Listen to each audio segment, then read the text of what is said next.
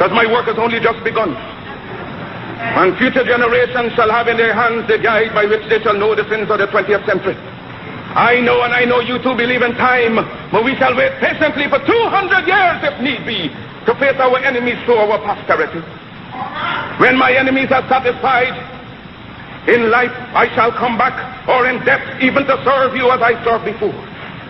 In life I shall be the same, in death I shall be a terror to the foes of African.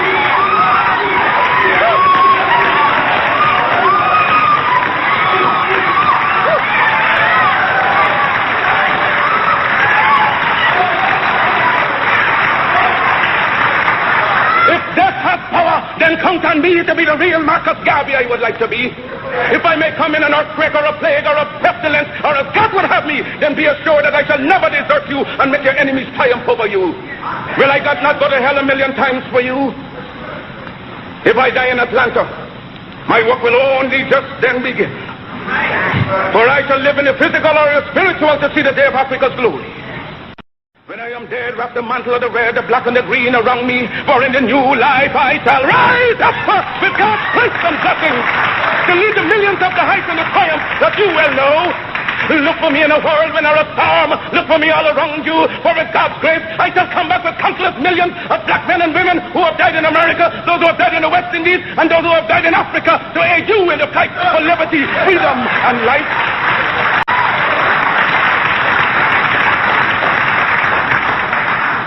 What's up, YouTube world? It's your boy Carlos Blue Forche, and you're watching the Charlie Brown Boxing channel. I'm glad you're with me for this video today. Please like, comment, and subscribe. Share the video if you like to as many people as possible. Just give the link to as many people as possible. Okay, so today the subject is about Abdul Hack, aka Anthony Small.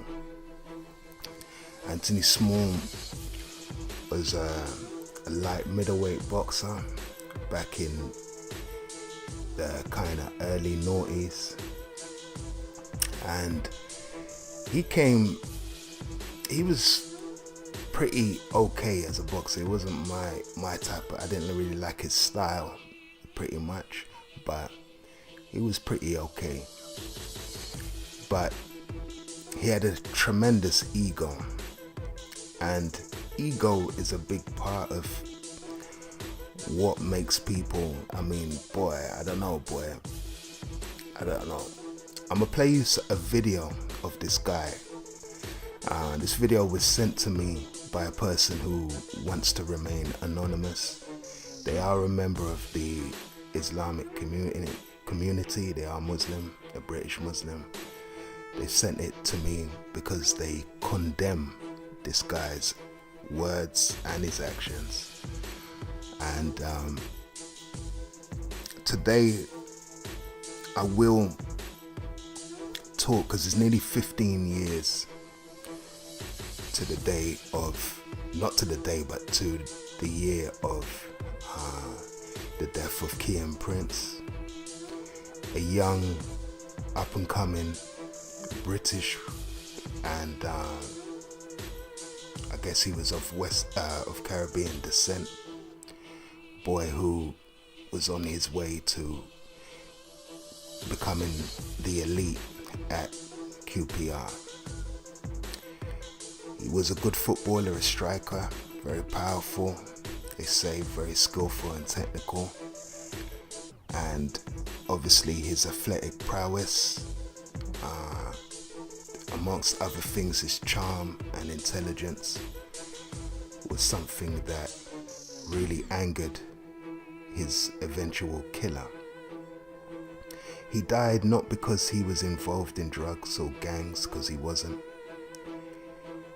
An argument ensued between a boy called Hanad Hassan and I don't even know what the boy's name is, because we've never seen anything about the boy, but he was trying to stop his friend from getting into a fight, and he was trying to stop the other boy from arguing. He was trying to defuse the situation. And to his detriment, he was stabbed in the heart, in the chest once and in the heart once, and he died. Rest in peace, Kian Prince. The reason why I'm making this video is because I also was sent a link at the same time with this video to a Somali forum, and I will show that in the video. Okay,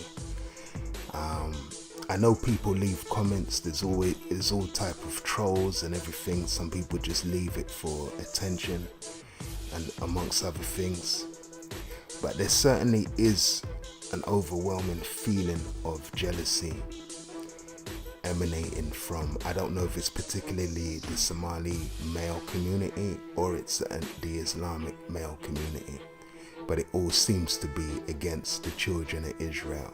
Okay, that's anybody of Caribbean or West African descent worldwide. If we want to get into the politics of that, we could talk about that another time, but I will make a video on this another time. But today we're just literally going to talk about Abdul Haq. There are 6 points that are made in this video that I'm about to play. Remember, I've edited this. I didn't make this was sent to me. But it's the final point, the 6th point, that is the thing I find really hard to do. I find really hard to comprehend, should I say. I do think that if any Muslim person is doing these kind of acts, not just of terrorism, any kind of acts against anybody that is oppressed, the Muslim does have the right and should exercise that right to condemn that person publicly. You know what I mean? Everything, verbally, mentally, physically, spiritually, they have the right to condemn them, and they should do that more often, because when you don't, it gives you a bad name, as you're about to see in this video. So I'm not going to get too much, speak for too long. I'm going to play the video.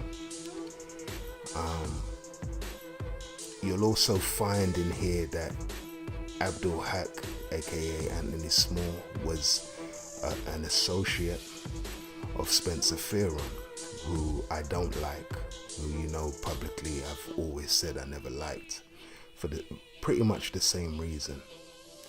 I'm going to address black British people and Caribbean people especially turning over to Islam.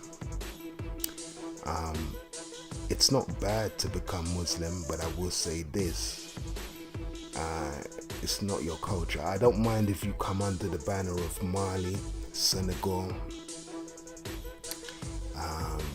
or Gambia. Even if you come under the banner of Sudan, I don't really have that much of a problem with it, as long as it's Africanized and you know who you are and where you come from. But once you go out of that, you go into Saudi Arabia, Algeria, Turkey, Yemen, and all these other places. There are small group. People say it's a small minority, but it seems to be a bigger minority when these people convert to it in the Western world. And you're going to see how detrimental and dangerous this is to our society, but especially to you guys that are of Caribbean or West African heritage. Alright, I'm going to play it and then I'm going to do my commentary afterwards.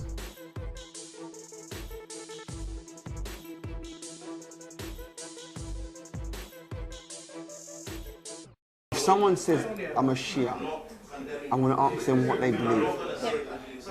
If they curse the Sahabas, then from my point of view, it takes them outside of the fold of Islam. And what does that mean, if you're outside of the fold of It Islam? means they are kuffar, 5-star grade A kuffar. And what does that mean? That means that they're going to go to the hellfire. Holy moly.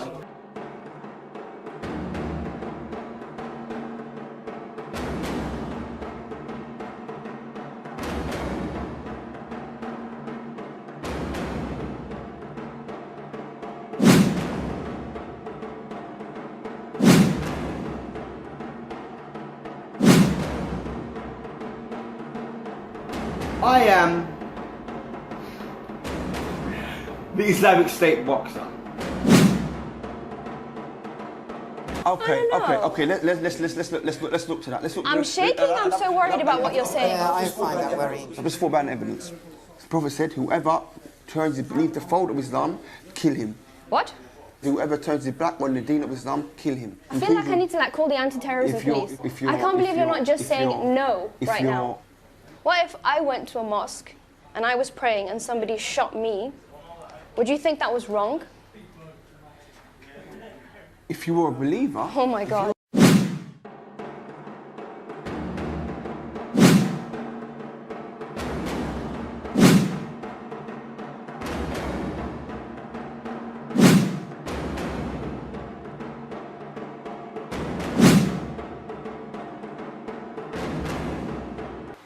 I don't sit here today to give you glad tidings and say, Alhamdulillah, now we have Khilafah, we have Islamic State, the future is bright, the future is orange. No, I don't say so. Because it is indeed after the establishment of the Islamic State that the real struggle began, brothers. So how is it possible we can have a leader, someone declares himself as leader, and that causes disunity amongst the Mujahideen and amongst the Ummah? Rather, if the Mujahideen and the Muslims around the world gave bay'ah to the Caliph, this will be unity, this will be strength. This is what will make the tyrants shake in their beds at night time. Not only shaking already, make them shake even more. Allahu Akbar. Have to crank up the electric, the central heating. It's the unity, it's going to, the announcement of the Islamic State, a leader to unify the Ummah, is going to cause divisions? Who can logically accept this? Only the fool who wants to follow the masses. Rather, the declaration of the Islamic State, the declaration of a Caliph, Amir al-Mu'mineen, is something that can never ever disunite the Ummah, apart from those who wish to have disunity amongst the Ummah. Those who wish to see the Ummah united, alhamdulillah, they will give that bay'ah, and as a result, the Ummah will be united. The Mujahideen will be united. What better force could there be for the Mujahideen inside of Iraq, inside of Somalia, inside of Yemen, inside of Afghanistan, to say we are fighting amongst leader, authority, governance, unity? Because he's one who's going to speak the true word of truth. He's one who's going to refute those who are attacking the Islamic State. So now's not time for comfort and time for ease. Now's not time for last 10 days of Ramadan, itikaf inside the masjid. Rather, it's time to be on the front line, confronting the batil, because even those who were neutral, not attacking the Sharia, not attacking the call for Sharia, now they're coming out and attacking the Islamic State, brothers.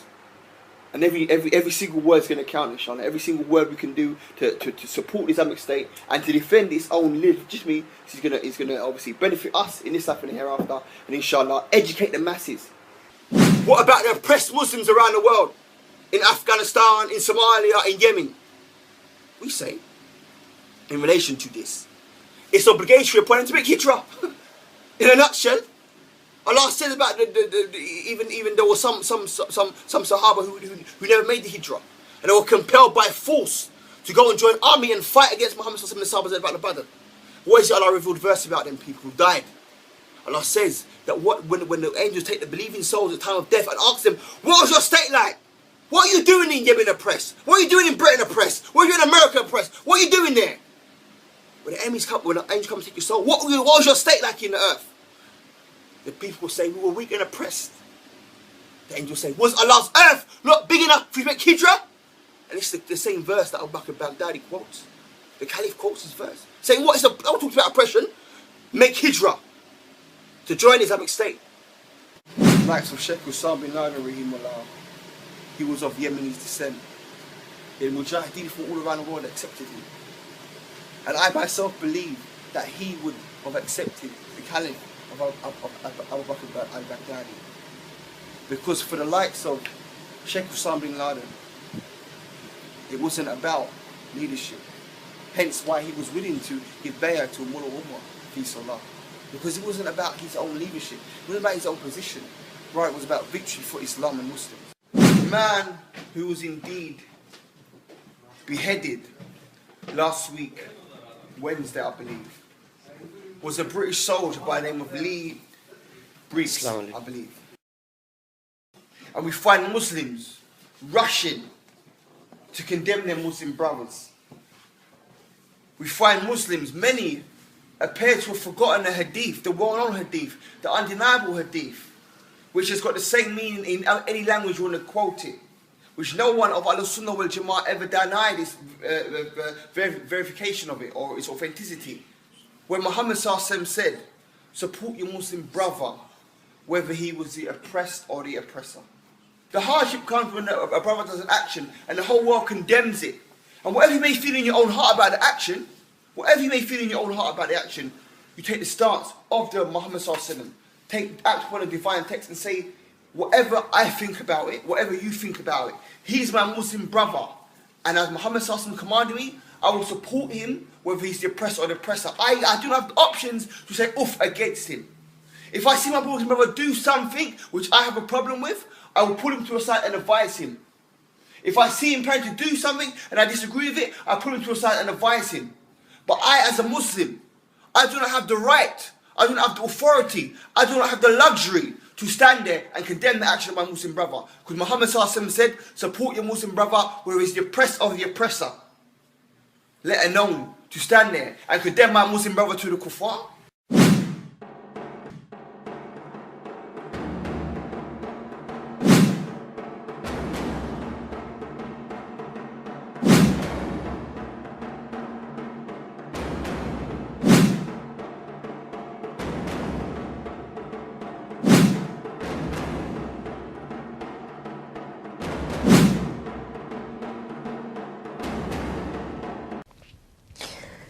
I get why he was in Belmarsh. His ideas are crazy. I mean, he thinks that it's okay. He is very careful not to say those words, but he thinks that it's okay to kill people, which is ridiculous because it's completely un-Islamic. And I sort of feel like he needs to be reported to someone for crazy views because that's completely unacceptable. His ideas are extremely dangerous. They have consequences. I worry for the kids that he speaks to. And I'm not claiming to miss the piety. When people did want to speak about Islam, have Islamic questions, they'd come to me.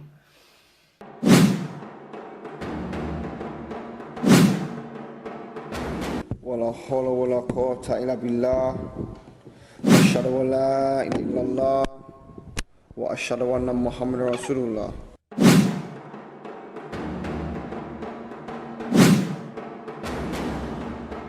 So the Shia believe in a prophet after the Prophet Muhammad, and that negates the fundamentals of Islam because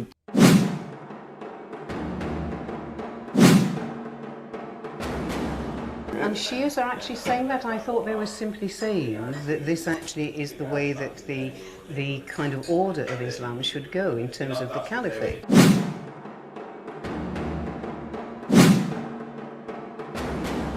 Do you believe the Shia are kuffar and why? Anyone who believes that there's a prophet after the Prophet Muhammad is a grade A 5-star kafir.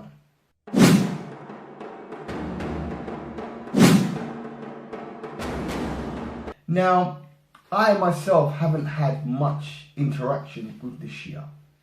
Although I know it is part of their belief to be snakish and actually lie, I haven't had much interaction at all.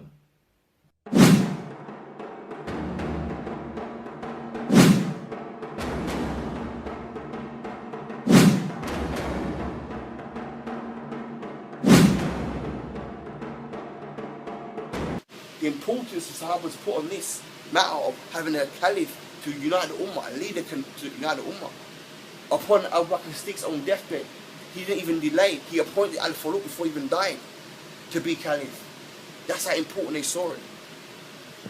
The unity of the Muslim Ummah. Al-Faruq, on his own deathbed, what did he say? How important was it to him? He appointed 6 companions of Badr, those guaranteed Jannah, and said, let them go inside this room. And after 3 days, whoever differs with their own election of caliph, remove his own head.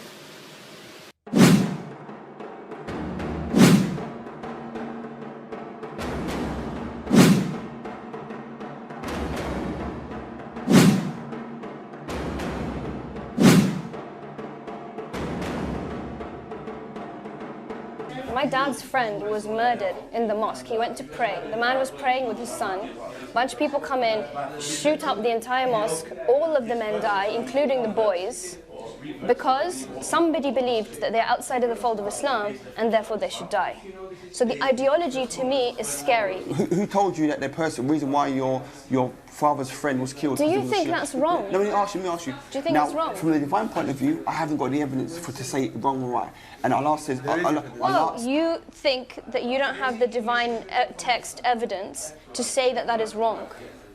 No, I don't. So you actually agree that it is right? I haven't agreed or disagreed. I can't believe that you're saying that there's a situation in which someone has an idea, someone else has an idea, someone kills someone for that, and I'm not sure if that's okay or not. Could murder be okay or not?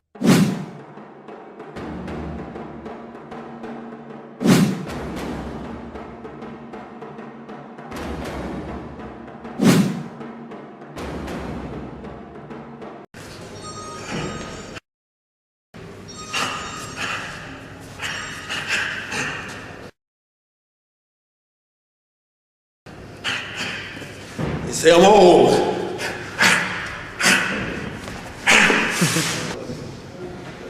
Have you guys been free? You gotta run. Yeah, I mean, it's alright. I can get away with little tricks, but he's got fighting fitness. But even if I had fighting fitness in me now, he'd still give me a bag of trouble. He's so tricky. Yeah, he's so tricky. And like, he's listening now to certain things that Daypur has been telling him. And like, when he's going back on the ropes, not to be squared, and now he's doing it, he can spin me and stuff like that. It's good. And I'm an old veteran. I can take liberties with the best of the guys, but his angles cause me a lot of problems, man. Improved performance. Yeah, September 13th. Man, that's what I'm looking for, man. This fight is Freddy Carrera, but I'm gonna call him Freddy Krueger versus Anthony Small, Sugar Ray Clay Jones Jr., aka the Grim Reaper. So you heard of Freddy versus Jason? Well, this is Freddy versus the Grim Reaper. I'm gonna take out his soul and give it back to him after 10 seconds. Yo, what's up, you? So, as you could see from the video before, and I ended it on that, you could see Abdul Haq doesn't condemn any acts, not just of terrorism, of murder, killing anything, as long as he sees it's in the name of Islam. This is the problem I have with a lot of brothers. And as you could just see from the video I showed before that, you could see he was once an associate of Spencer Fearon. So now it's clear, it's all crystal clear to me now why you're very, very quick to accept the racism and the, all the stuff that comes at you from other people without, making big threats. But when it seems to come to black people, black men especially, young British black men, those who are more successful than you and those who are on par with you or smarter than you or whatever the case may be, there's always something wrong with you. You seem to go off on one. You actually, if any of you remember, I made the video on this before where, Spencer nearly got into an altercation at the O2. And during that time, he was, typical kind of pussy, trying to get other people involved, trying to get the security, the matchroom security and all of that. The thing is, there's a mark against anybody involved against any act of anything against me. So that also goes for any security too. If you are in favor of these guys or you're associated with these guys, you're also associated, in my book and a lot of people's book, a lot of people on the street know, yeah, you're involved also in the advocation of terrorism or fundamentalism and all of that. So just know what you're doing. When you try and gang up on people, some of you little pussios that run after Spencer, You know what I mean? All you guys that got involved, especially the guy from Birmingham, the little watermelon eating coon from Birmingham, you were trying to get involved, trying to stir up the situation. There would have been a mark against you, and all that shit about you got cousins in Shepherd's Bush and all that, man. I don't give a fuck about no Shepherd's Bush. You know what I mean? No one gives a fuck.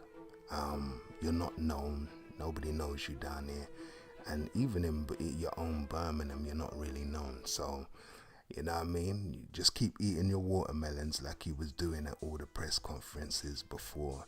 You're not really supposed to eat fruit that's left out on the table where people are coughing and spluttering with all these viruses going around. I'm not talking about coronavirus. I'm talking about just general colds and influenza. You know, flying around in the atmosphere. You're there chomping, munching away. Nobody else is munching away, but you are. So, you know what I mean? I don't kind of respect you. But the one thing that Spencer was, like I said, I offered him out to fight in the ring. And that's how I keep it. But he didn't want that. He wanted to, I don't know what it was, but I know who your right-hand men are now. So if they were to try to kidnap me on some jihadi thing, believe me, it wouldn't have been a nice situation. And it certainly won't be, because lightning don't strike twice. You're not going to be able to do that to me again. Believe that. Let me tell you that. You will not be able to do that to me ever again. Nothing happened to me anyway, but I'm just saying you won't even get that close to me next time. You know, you try anything. You had your opportunity, it's gone. I thought that you would have relented. You have somewhat tried to clean up your act, but you know, you keep coming with allegation after allegation. You know, you were suggesting you had heard from somebody in the British Board of Boxing Control that Oscar Rivas had done drugs, and you know, that opened up a big can of worms. You're your own worst enemy, your ego, and this is what I talk about. Your ego is what's gonna be the undoing of you. Now, before you still call that bullshit about I don't care, I got enough money, I'm this, I've met this person and that person, that none of that shit is gonna mean anything. I just say one thing to you. I know who your right hand people are now, and I know what their plans are. They're plans for Caucasian people too, you know what I mean? Asian and other people. It's not just gonna, don't think it's just this black thing. They get rid of the black first, and then obviously they go for everybody else afterwards. When I said you was a Sky Sports tracker, I was serious about that. I still maintain that you are. You tried to convince me it wasn't, and I kind of believed you a little bit, but I see it even more and more. It's really come to the forefront now. Your behavior, how you feel. You're very bitter about your boxing career and that you didn't make it. And the way you talk down people in the game, as if, like, listen, don't get me wrong, nobody is beneath praise and noticism, but hey, you know what I mean? Some of the things you be saying about, especially top level boxers, you just seem like a bit of a flip-flopper. You know what I mean? 1 minute it's one thing, the next minute it's the next. You know, you was Muslim at one point, then you was Nation of Islam, then you was, now you're talking about the black woman is God. You know, no disrespect to anybody that believe in that Kemetic bullshit, but really and truly, if the black woman was God, we would not be being oppressed right now. The black woman would have done given a reparation to every black man on the planet, and we wouldn't, you know, we wouldn't need anything. We'd have our own film industry, sports industry, so forth, and there'd be no violence on the street if the black woman really was God. So all this nonsense that you talk about, all this stuff where you try and switch it from one thing to another. Family, you know what I mean? I'm a lot smarter than you, and I've studied a lot more, researched, traveled a lot more, so I know who's who, I know what's what. I know that a lot of that fundamentals of what they call, it's not even a way of life. That Kemetic orthodoxy is not really a way of life at all. but a lot of it is down to pagan worship of the sun.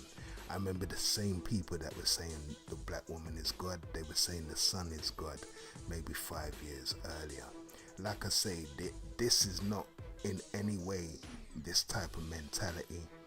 These groups of people, they're not in any way gone at a person. So if you're a black person, just stick to what you know. Stick to your Christianity, your Bible, whatever, and start to separate from these people. If you're a Rastafarian, well, not a Rastafarian, but if you're part of the Rastafarian movements, any of them, you know what I mean, the same thing, you have to really separate yourself from them. A lot of you are greedy for money, and you want to keep up with the Joneses, and you don't want to get left behind. And a lot of you are going to catch hellfire, man. The hellfire, you know, the fire's going to burn you. I don't endorse these people.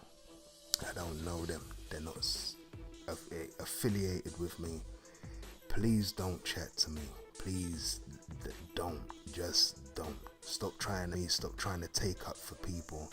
You know, I don't give a fuck who you are, really, or what you think you're going to do. But I know you by yourself, you ain't going to do shit. And it would not be advisable for any of these terrorist type of people to try and get a hold of me. That would not be advisable. Okay, a big war would kick off, and it won't be nice. And I'm really, really serious. That's not even a joke thing. All this talk you keep talking about black magic and all this, it's like, nigga, shut the fuck up, man. Don't nobody want to hear what you got to say. Don't nobody want to hear about no black magic, and you always talking about these things that you're supposed to be opposed to. This is the problem I have with you. I don't know if you're trying to be comedic and you're trying to, you know, just keep up with the Joneses and hang in there, but we're sick and tired of it now, man. Come with a new song, a new day, because the people that you have supported or you still support to this day, they're the same people that, like I say, they're planning to take out the children of Israel. And this thing, it's not a joke. It's not just in the UK, it's all over America. It's all over Africa now as well. They're doing it. They killed about 40,000 people in Abuja. I said that. It was 17,000 in 2018, and you know the numbers have doubled since then. Nobody's saying anything about it. Nobody of Nigerian descent or heritage has even spoke out about it. So we know what you support, and we know who it's at the hand of the Bakaram, which is an Islamic extremist group in Nigeria.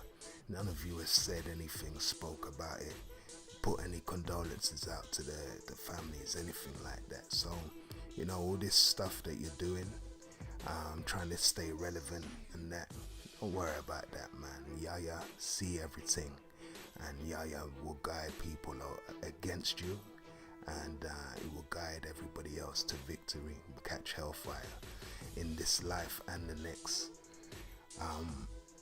I'm not going to do too much on this video, leave it there. Since it is boxing related, I just thought I'd do this video because a lot of you asked for an update of what happened. A lot of you, because I took down the video initially thinking that this guy would relent and, you know, condemn some of these people, some of these past associates, but he hasn't done that. And you know what I mean? You have to catch hellfire. You have to get drawn out for that. So I'm not worried about you in any way. I will not meet you. Like I say, do not try and contact me. Do not try and be a part of anything I'm doing to help the young youth, anything like that. I don't want to know anybody in the industry, anybody who's a part of the system to that degree, to any degree. I'm not really about you lot. You know, going to Dubai and all these places, or you reggae artists as well that keep going out there and think you're selling, just know one thing, you're selling out your people. If you're not there bigging up any African, and I mean this, if it's not about Ethiopia, Ghana, I don't really want to hear it. Even Ethiopia, to tell you the truth, I want to hear more, you guys more getting into the Adinkra symbols, the Akan, the true Hebrews. You know what I mean? I want to hear more of that. I want to see more of that happening. You know what I mean? If I don't, I just know it's some devilish thing that you lot are on. I don't give a fuck about none of these Muslim bres, these extremists and all of that. Let them fight their own battles. You know what I mean? Why don't you lot help Jamaica? If anything, Jamaica going through a whole heap of poverty and problems within the economy. Why don't you help your ancestors, your direct ancestors? Or help some, you know, like I say, Ghanaian charities, or go to Ghana even, or Mali, or Gambia. Like I say, if you're really, you know, in the Islam thing. I just wanted to say this as well. Islam started in Mali. The fundamentals and everything started in Mali. It was taken from Mali to Mecca, which was called Mesopotamia at the time, but you know, they before they built the Kaaba, it was built off the back of slavery and the blood of Africans. You lot have got to understand that. A lot of the time, if you don't believe me, you can research it yourself. The fundamentals of it are pagan.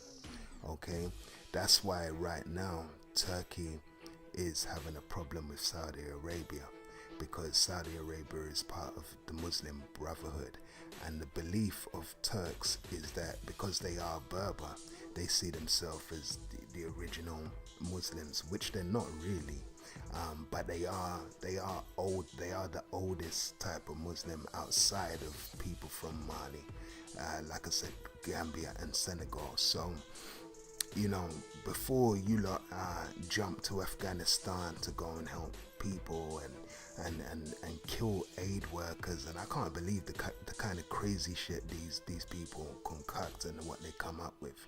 Just know one thing: when you fuck with me, you're not fucking with somebody who's not woke. You're fucking with some, and believe me, I'm not gonna make any threats or anything like that, but I'm telling you, you will never get the best of me. I'm gonna leave it there. Please like, comment and subscribe. Share the video to as many people as possible. Spread the word. Make sure that people know who their enemy. If you can spread any rhetoric about anti-knife crime, that would be good.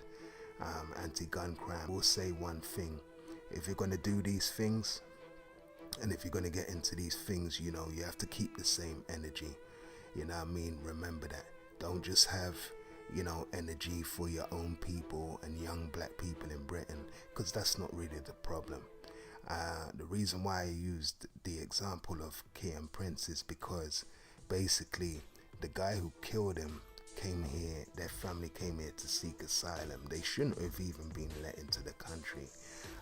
It was his mum, who's a single mum, who brought him up incorrectly, and has shirked any responsibility for what's happened. Blames it on society and everything else, but it's, you know, at the end of the day, she got off her ass to come over here and get a free house and get all the benefits that come with coming with it, just so that she could raise her kid to be jealous and kill her next youth. That's the thing. I'm gonna tell you, there was a riot in Harsden not too long ago. There's gonna be a whole heap of more demonstrations and marches, and more stuff will happen if there's any more youths killed. It's not a joke. It might not be happening in your neck of the wood if you're from London, but it will happen. We saw what happened with Mark Duggan, and I do see the same thing and more of that happening. And no, it's not a good thing to loot, and that the looting wasn't committed by any black people either. Okay, it was by people outside of our race, but that's, you know, anytime there's a black man falls, there's always some, you know, other races trying to, you know, capitalize off it and use it as a free opportunity to loot. And Rodney, what's his name? Rodney King was beaten by police, and he suffered all those blows back in the early 90s. The same thing happened in LA. There was a peaceful demonstration. The inquest took very long. Obviously people, passions were high. There was a bit of trouble, but it wasn't really them that started it. I don't want to blame any other groups of people, but there were other groups of people outside of black people that used it as an opportunity to get some free shit, to loot and trash people's shops and that. I've never understood the sense of you trashing black businesses, just to, I don't know what type of point you're trying to prove. But anyway, these are the kind of people you have to watch out for. Abdul Haq is mad. I do think he's mad. He needs to get help, serious help, and he needs to condemn not just the murder of the beheading of the young soldier, but also all the other killings that have been at the hands of any Muslim. He should be condemning that, publicly condemning it. The fact that he doesn't tells me that he's with it. And there's a lot of people, I'm not just talking about myself, there's a lot of people that are not down with that kind of thing, brother. It's going to be very, very hard for you to go certain places after a while. You might have the power, you've only got the power for a short time, but there will be a time where you will get older, and that's when, and you'll be more vulnerable, and that's when people will come after you. So know one thing, okay? Don't ever try to contact me. I don't want to hear you running up your mouth.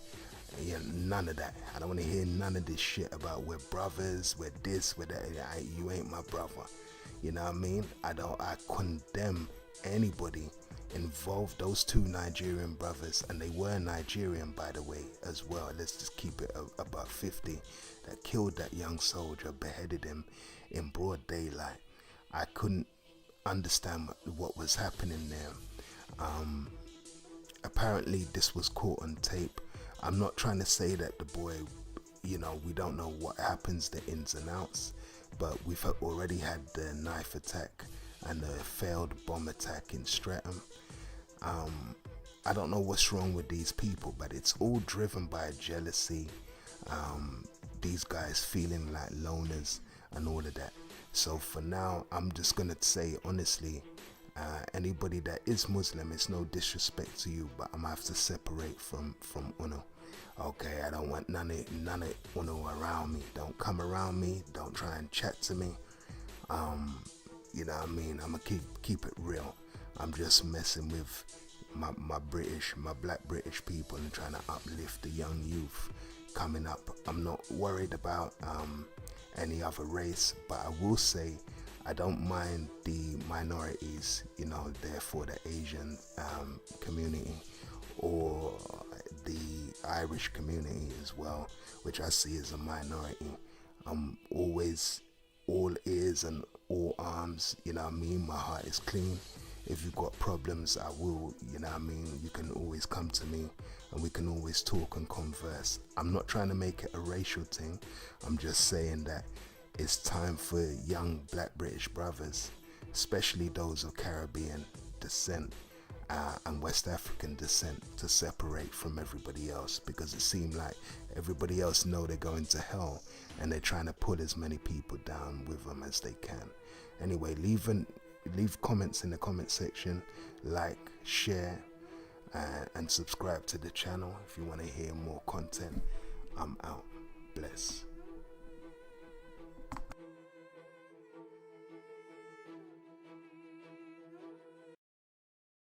What about the oppressed Muslims around the world?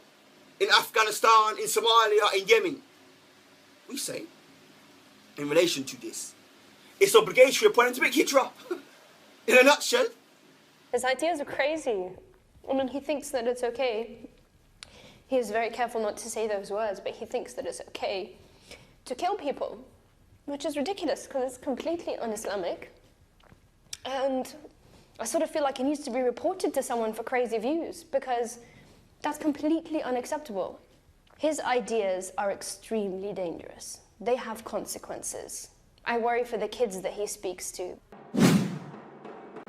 My dad's friend was murdered in the mosque. He went to pray. The man was praying with his son. A bunch of people come in, shoot up the entire mosque. All of the men die, including the boys, because somebody believed that they're outside of the fold of Islam and therefore they should die. So the ideology to me is scary. Who told you that the reason why your father's friend was killed? Do you think that's wrong? No, let me ask you. Do you think that's wrong? From the divine point of view, I haven't got the evidence to say wrong or right. And Allah says... You think that you don't have the divine text evidence to say that that is wrong? No, I don't. So you actually agree that it is right? I haven't agreed or disagreed. I can't believe that you're saying that there's a situation in which someone has an idea, someone else has an idea, someone kills someone for that, and I'm not sure if that's okay or not. Could murder be okay or not? His ideas are crazy. I mean, he thinks that it's okay. He is very careful not to say those words, but he thinks that it's okay to kill people, which is ridiculous because it's completely un-Islamic. And I sort of feel like he needs to be reported to someone for crazy views because that's completely unacceptable. His ideas are extremely dangerous. They have consequences. I worry for the kids that he speaks to.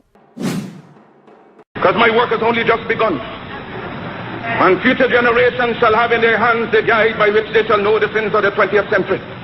I know, and I know you too believe in time, but we shall wait patiently for 200 years if need be, to face our enemies to our posterity. When my enemies are satisfied, in life I shall come back, or in death even to serve you as I served before.